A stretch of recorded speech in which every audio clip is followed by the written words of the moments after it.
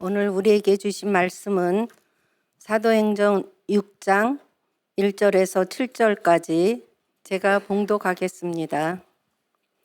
그때 제자가 더 많아졌는데 헬라파 유대인들이 자기의 가부들이 매일의 구제에 빠짐으로 히브리파 사람을 원망하니 12사도가 모든 제자를 불러 이르되 우리가 하나님의 말씀을 제쳐놓고 접대를 일삼는 것이 마땅하지 아니하니 형제들아 너희 가운데서 성령과 지혜가 충만하여 칭찬받는 사람 7을 택하라.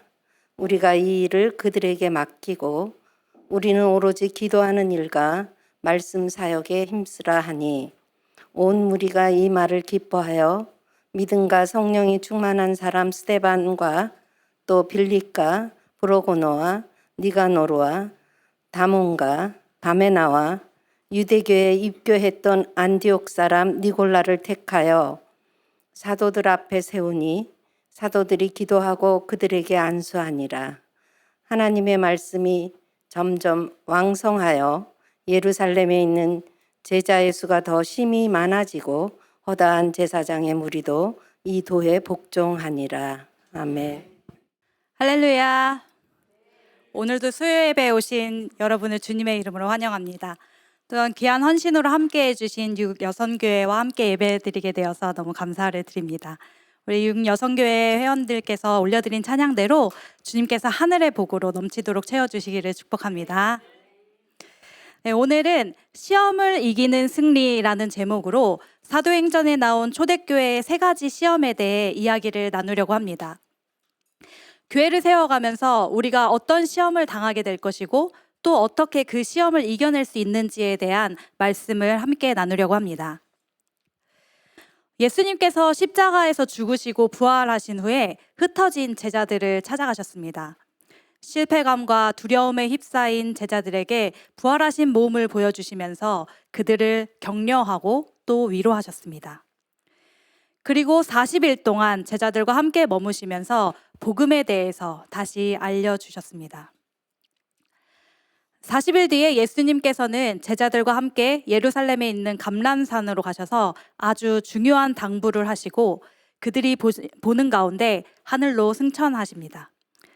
예수님께서 제자들에게 하신 말씀은 성령이 너희에게 임하시면 너희가 권능을 받고 그 능력을 가지고 예루살렘과 온 유대와 사마리아와 땅끝까지 이르러 나의 증인이 되라는 것이었습니다.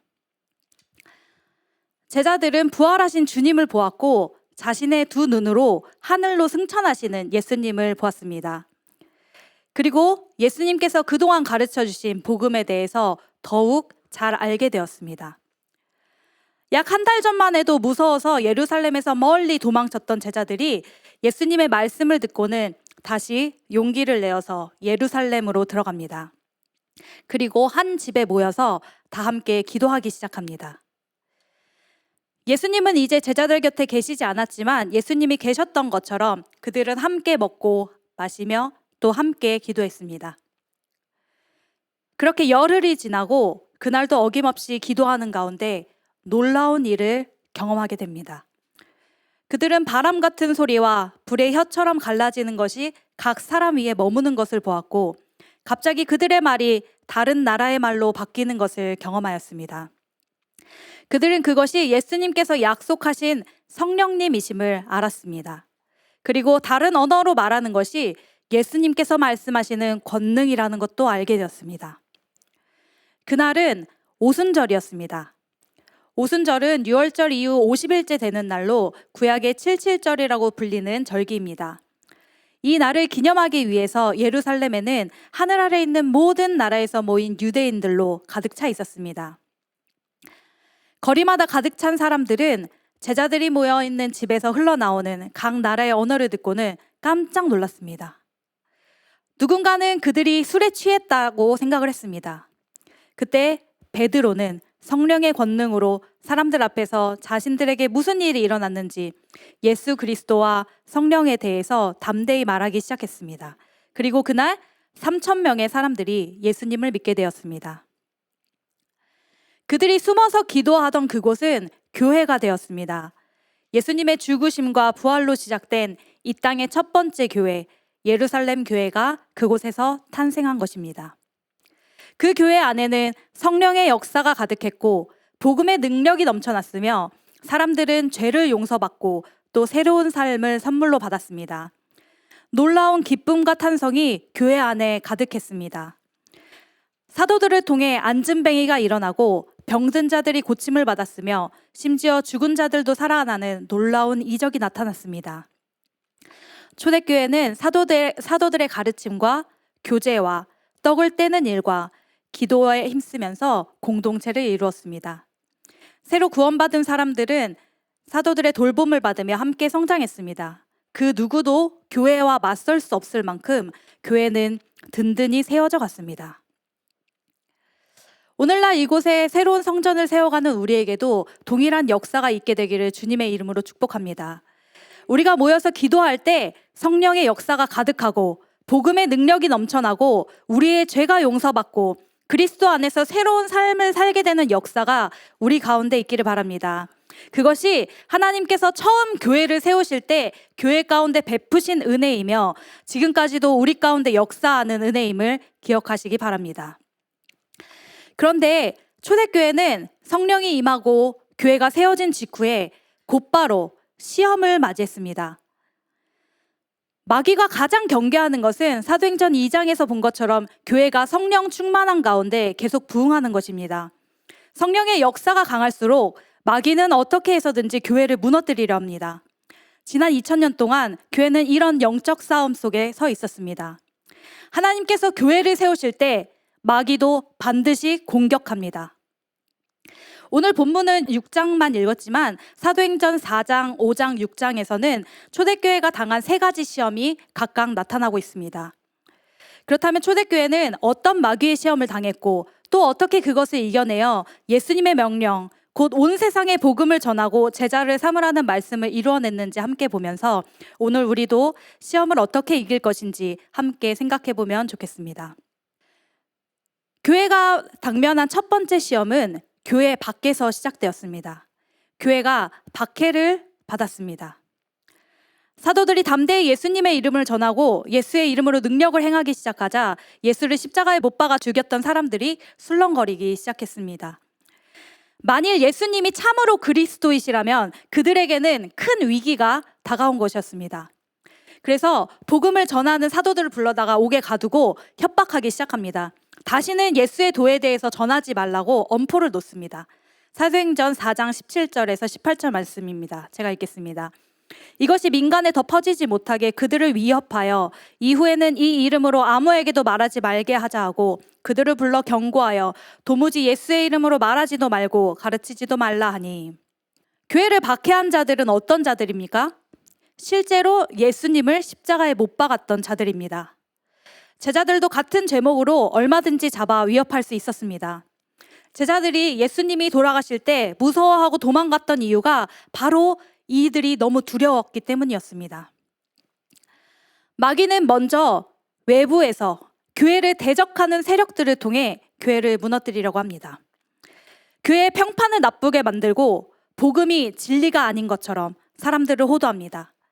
지금도 여전히 교회는 외부로부터 많은 공격을 받습니다. 기독교를 조롱하고 기독교의 의미를 흐리게 하며 우리가 지켜온 신앙의 가치를 다른 것으로 바꾸려 합니다. 오늘날 우리가 받는 박해는 무엇입니까? 그리스도인으로 온전히 살아가지 못하게 만드는 여러 가지 압박들입니다. 크리스마스는 더 이상 예수님의 탄생을 기념하는 날이 아니라 산타 할아버지가 선물을 주는 날이 되었습니다. 또한 이제는 메리 크리스마스라고 인사도 못하게 합니다. 타 종교인을 배려해야 한다면서 해피 홀리데이라고 부르게 합니다. 부활절은 예수님의 부활을 기뻐하는 날이 아니라 토끼들이 계란을 장식하는 날처럼 여겨집니다.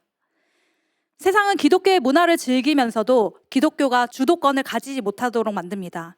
복음을 전하고 예수님의 이름을 높이려고 할 때 그 이름을 말하지 말라라고 이야기합니다. 다른 사람을 불편하게 한다라고 이야기를 하는 것이죠.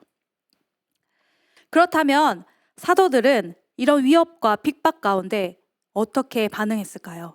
사도행전 4장 19절에서 20절 말씀 다 함께 읽겠습니다. 베드로와 요한이 대답하여 이르되 하나님 앞에서 너희의 말을 듣는 것이 하나님의 말씀을 듣는 것보다 옳은가 판단하라. 우리는 보고 들은 것을 말하지 아니할 수 없다 하니. 아멘. 베드로와 요한이 담대히 말합니다.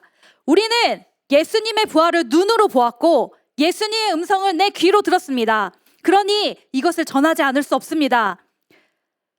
그들은 사람의 말보다 하나님의 말씀을 따르기로 선택했습니다. 그렇게 그들의 마음은 더욱 강하고 담대해졌습니다. 그런데 이런 핍박은 협박으로만 그치지 않았습니다. 결국 그들은 다시 잡히고 채찍을 맞습니다.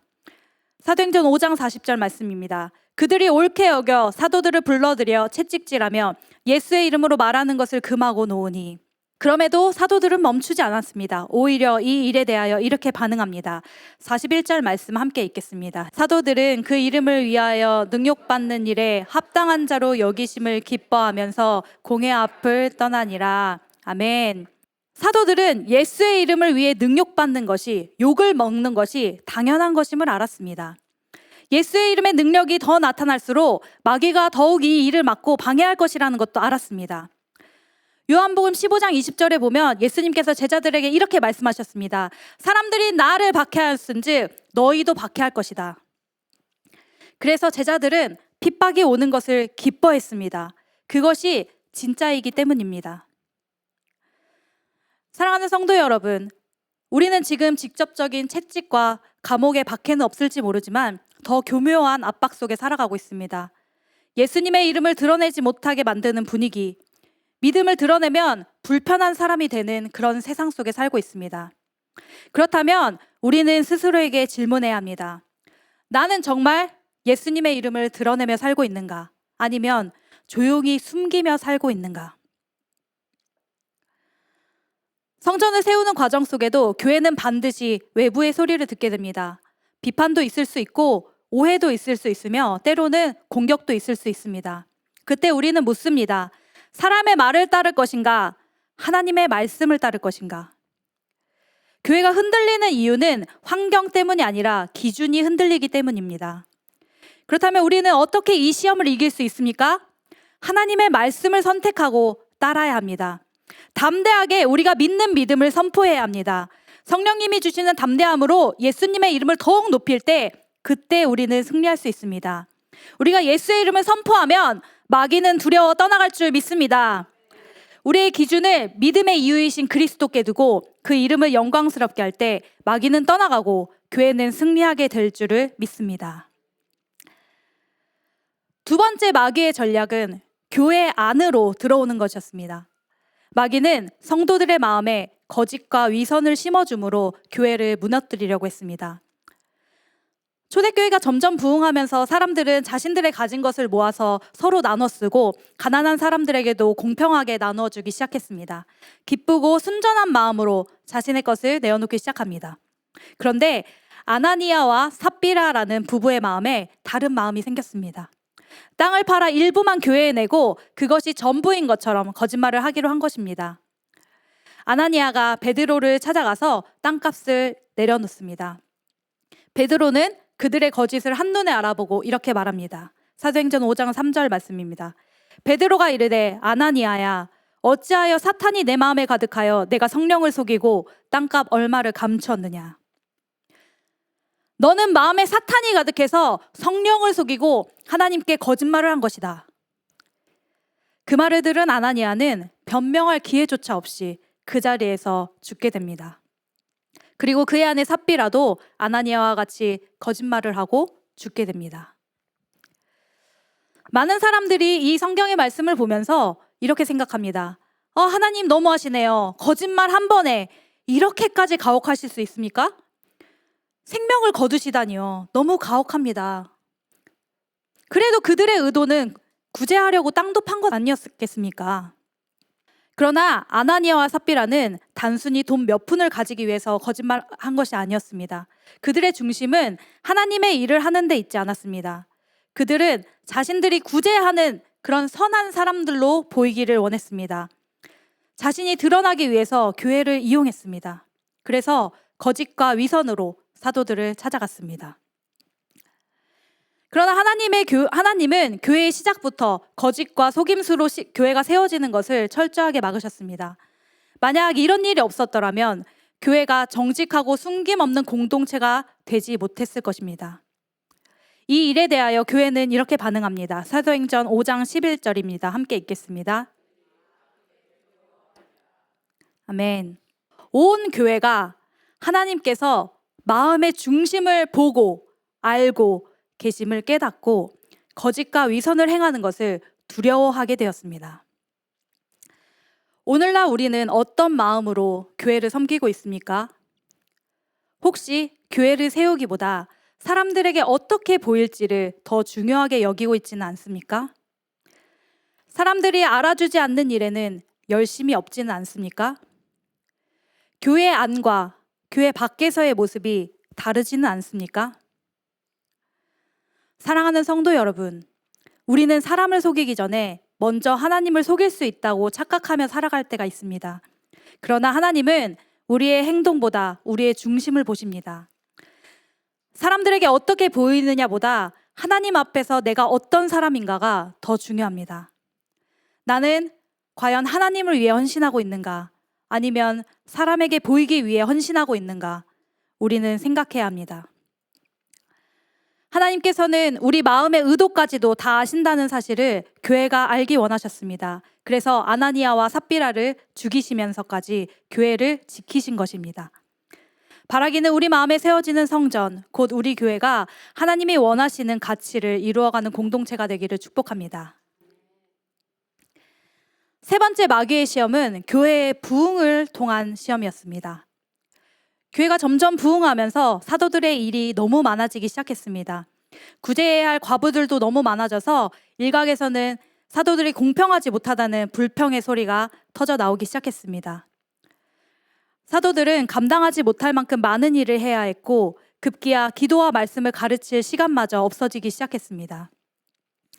교회가 박해에도 성도들의 속임에도 이길 수 있었던 것은 그들이 항상 기도함으로 성령 충만했기 때문이었습니다.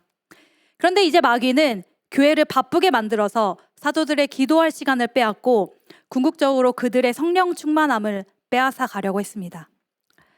사도들은 자신들의 영적 상태에 적신호가 켜졌음을 깨달았고 이를 위해서 7명의 집사를 세워 교회가 함께 감당하게 했습니다. 그리고 그들은 오로지 기도와 말씀에 힘쓰기로 결정합니다. 사도행전 6장 4절 다 함께 읽겠습니다. 우리는 오로지 기도하는 일과 말씀 사역에 힘쓰리라 하니. 아멘. 사도들의 이런 결정에 교회는 어떻게 반응합니까? 6장 5절을 보면 온 무리가 이 일을 기뻐하였다고 기록되어 있습니다. 교회 모두가 교회의 가장 중요한 일이 기도와 말씀이라는 것에 동의하면서 기뻐했습니다. 여러분 혹시나 목회자들이 다른 여러 일들에 너무 바빠서 기도와 말씀 사역에 힘쓰지 못하는 일이 없도록 교회 일들을 주인의식을 가지고 함께 섬기시기를 바랍니다. 그런데 때로는 교회에서 봉사하면서 기쁨보다는 부담감이, 감사보다는 불평이 넘치는 경우가 있습니다. 우리가 성령 충만하지 않으면 그 아는 채로 교회를 섬기면 우리의 우선순위가 바뀌게 됩니다. 사단은 우리가 기도 없이 사역하는 것을 가장 좋아합니다. 기도 없는 사역도 겉으로는 바쁘고 잘 되는 것처럼 보일 수가 있습니다. 그러나 분명 교회를 섬기고 하나님을 섬기는 일인데도 계속해서 마음에 부담이 되고 내 마음이 계속 공고해집니다. 그것은 우리의 우선순위가 바뀌었기 때문이고 사단이 우리 마음 가운데 시험을 주기 때문입니다. 이 일에 대하여 교회는 한 마음으로 7명의 집사들을 세웁니다. 그리고 그들로 교회의 구제를 맡아서 일을 하도록 합니다. 그런데 7명의 집사들이 구제의 일만 한 것이 아닙니다. 그들도 말씀을 전하고 기도하는 일에 힘썼습니다. 복음을 전하다가 순교한 스데반, 사마리아에 복음을 전하고 또 에디오피아 내시에게 복음을 전한 빌립도 7 집사에 속한 사람들이었습니다. 하나님은 우리의 섬김을 기뻐하시지만 우리의 우선순위는 언제나 기도와 말씀이어야 합니다. 그런 면에서 우리 교회가 그 어떤 사역보다 기도와 말씀과 예배를 세우기에 힘써오고 있음에 하나님께 감사드립니다. 사랑하는 성도 여러분, 바쁨은 축복처럼 보이지만 때로는 가장 위험한 시험이 될 수 있습니다.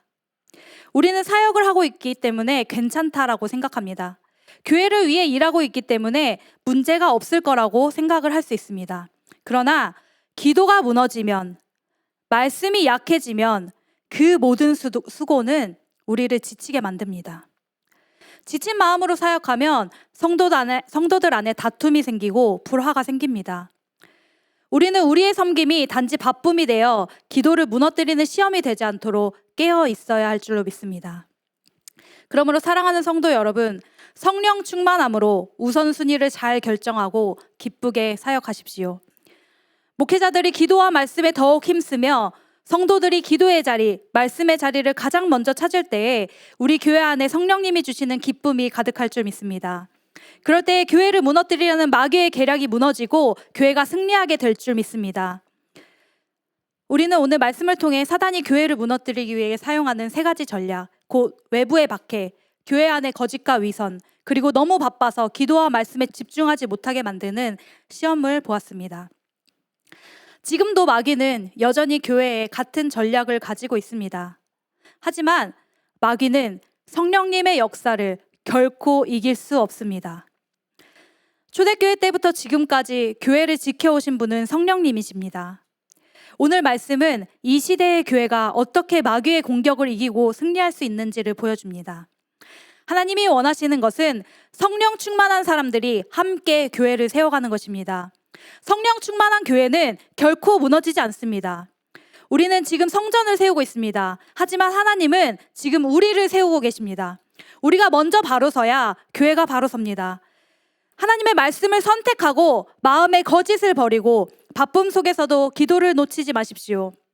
그럴 때에 하나님께서 우리 교회를 성령으로 충만하게 해 주실 줄 믿습니다. 그래서 우리가 세우는 성전이 예수님의 이름을 높이는 성전이 되기를 바랍니다. 우리 공동체가 하나님이 원하시는 정직한 공동체, 복음을 경험하는 그런 교회가 되기를 바랍니다. 또 성령 충만한 성도가 되어서 기도와 말씀으로 무장되어서 교회와 세상을 섬기는 아름다운 교회가 되기를 주님의 이름으로 축복합니다.